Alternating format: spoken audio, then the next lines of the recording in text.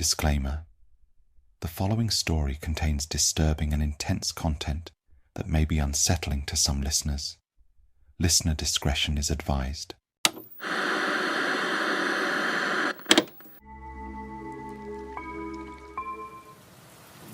Ever heard of the deep web?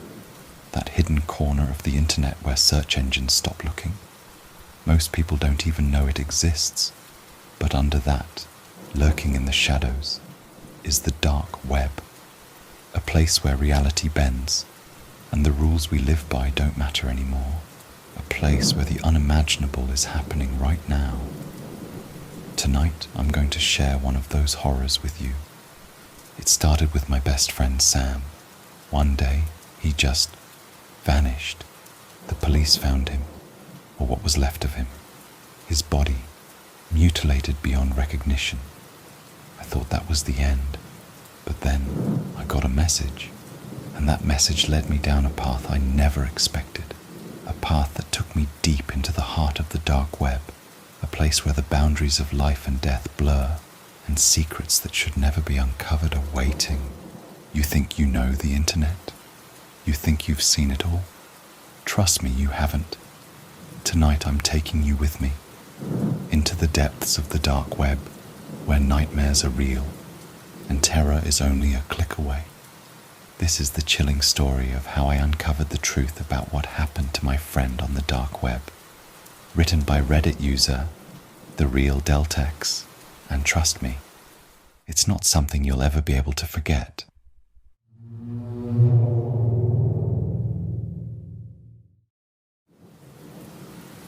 There used to be a small YouTube channel called Sam's Online Food Review.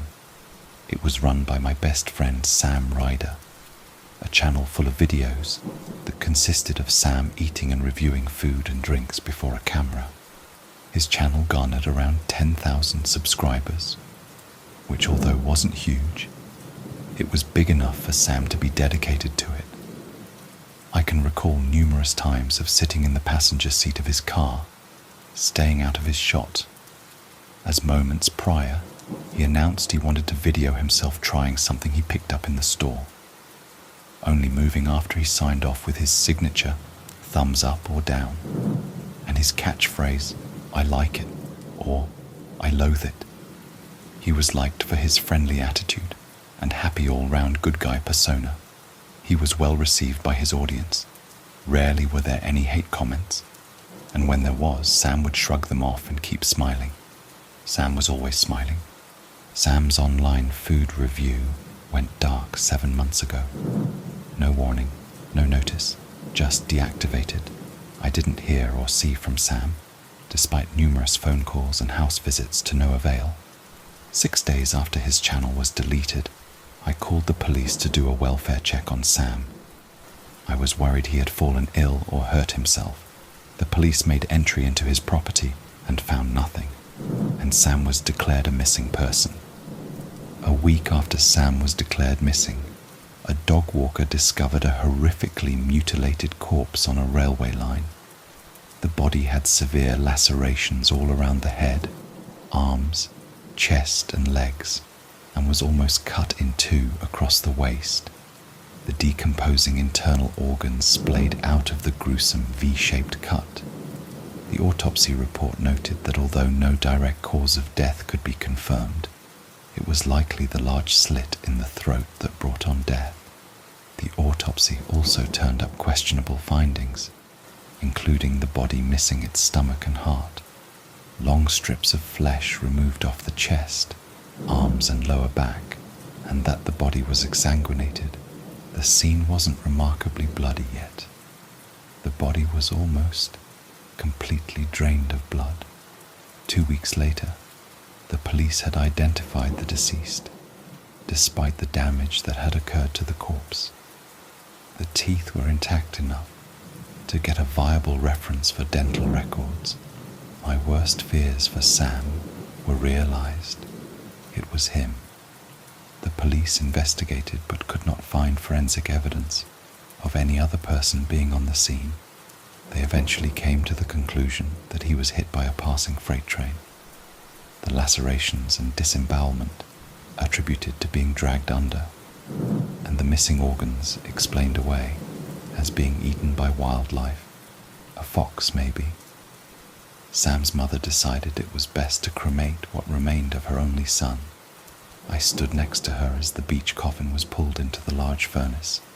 As the door closed and the gas jets ignited with a whoosh, she broke down into tears, and so did I. I stood there, sobbing for the entire 90 minutes it took for one of the people I grew up with and shared so many memories with to be vaporized. I mourned my friend and done my best to move on, and it was going well. I got distracted, got a new job, started dating a girl I met through my work. A few months passed, and even though I missed Sam, things were going well, right up to the point when I was browsing Reddit at 3 a.m. that I received a Facebook message from the account of my dead friend. I froze, seeing his profile picture in the messenger bubble, a picture taken during good times, Sam's wide smile plastered on his face. I felt a sudden chill. A profound sense of fear enveloped me. You know the fear that makes you cold, and your limbs ache as the slow drip of adrenaline spreads throughout your body. With dread I opened the message. It was a link to a file-sharing website. I stared at the seemingly random amalgamation of numbers and letters that made up the URL. My head racing through what the hell was on the other side of the link. And more importantly, why did my dead friend send me it? My hand, seemingly on autopilot, brought the cursor above the link. With my gut instinct screaming no, I clicked on the link. Before my finger had lifted from the click, I immediately regretted what I just did. Chrome opened a new tab to the website. The screen was grey. Apart from a rectangle in the middle of the page which had a play button over it. I stared at it, unwilling to click. What I was scared of, I did not know. Around 10 seconds had passed. Then the screen refreshed. Instead of the play button, the rectangle had the words, auto-playing in 5 seconds in bright white on it. I watched as the numbers counted down, trying to understand what was going on. An abrupt buzzing noise made me jump. The video began to play. The camera was pointed at what appeared to be a grimy white tiled surface. I could hear the sound of muffled whimpering, followed by footsteps of someone approaching the camera. There was some slight rustling noise as the camera was adjusted. The screen blurred out as the camera was turned. When the camera came back into focus, I let out a choked gasp. In the middle of a white-tiled room, Sam lay on his back on a stainless steel table, his eyes wide in pure, unfiltered terror. The light of a single bulb hanging over the table reflected off the sheen of sweat that coated his forehead, his naked chest rising and falling rapidly in panic. He looked into the camera and attempted to yell. The noise, muffled by a tight cloth gag that was bound around his head. His hands were also bound together tightly with duct tape. I stared at the screen, feeling increasingly sick, my brain failing to grasp what was going on. Before I could even comprehend what was happening, the sound of Sam squirming and whimpering was interrupted by a high-pitched, "Welcome to Sam's online food review. Today we have a special treat." The mocking tone came from behind the camera. Sam's panic increased. He started jerking his body, trying to free his hands. The voice continued. "Today we will try what is considered a delicacy in many countries, although usually a forbidden one, that is." The camera zoomed out slightly, and a man appeared in the frame standing in front of Sam. He was dressed in a white coat with a red striped apron on. He wore a butcher's hat and a cloth face mask. In his rubber-gloved hands he held a large red-handled butcher's scimitar, and in the other he held a sharpening rod. The man started running the knife up and down the blade in a smooth fashion, the steel on steel creating a quiet, rhythmic sound. Sam's panicked, muffled yells growing stronger. The man placed down the sharpening rod and walked around the table. Sam turned his head, and started what sounded like desperate pleading with the man. "Poor little lamb," the man cooed. "It won't hurt long, and you'll be delicious." Even from here I could see that tears filled my friend's eyes. As he struggled, the man rolled Sam onto his front and pulled his head over the edge of the table. The man then walked out of shot and returned with a metal bucket. He placed it on the floor below Sam's head. In a swift motion, he grabbed a tuft of Sam's hair and lifted his head and started slitting his throat. Crimson burst from his neck and splashed over the bucket and onto the floor, my friend's body jerking uncontrollably as blood spewed out of his neck like a volcanic eruption. As I watched this happen, I threw up. I fell out of my chair in horror.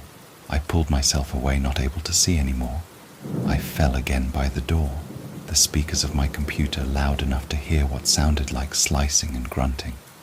I lay curled up in the corner, sobbing amidst a panic attack, the minutes feeling like hours. When the sound stopped, I shakily got up and walked to my computer, avoiding the pool of sick on the floor. I forced myself to look at the screen. The page had closed, and Chrome displayed the Reddit screen. The Facebook tab had one notification. I didn't want to click it, but I willed myself to. It was a message from Sam. "I like it.